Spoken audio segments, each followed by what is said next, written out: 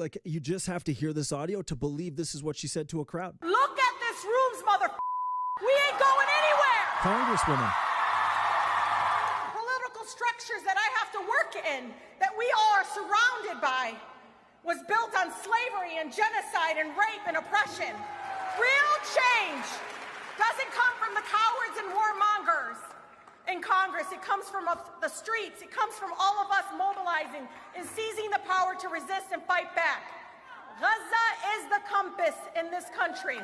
Gaza's the compass in the country, because you can't have anything Israel if you're a democratic socialist. What do you think when you hear all this? There's a lot to unpack there. I think what you're seeing is not liberal policy, but actual revolutionary policy that people are reluctant to identify as such. If you were to just kind of put the tempo and the tone of that speech back to kind of what Mao would say or Stalin would say, it's the same type, and even Hitler, because the fascists and communists are similar in the way that they try to evoke the populace to fight against their government and revolt. And what these people are is a lot of useful idiots who think that they're going to be in power after something happens. To have a congresswoman speak like that, to me, is getting really close to disloyalty to a country. I think people are feeling emboldened to almost become training grounds for insurrections on US soil. And we're seeing it in Canada as well. And I think governments have to take this very seriously. If it gets too fast and too big, it could lead to a fundamental change or a civil war. And that's my biggest fear, is in the US, it could be leading to a civil war based on how divergent the Mondawmin crowd is from the Texas or Florida crowd. Like, how do these people live together? Literally in my notes in front of me, separate from this, I'm like, this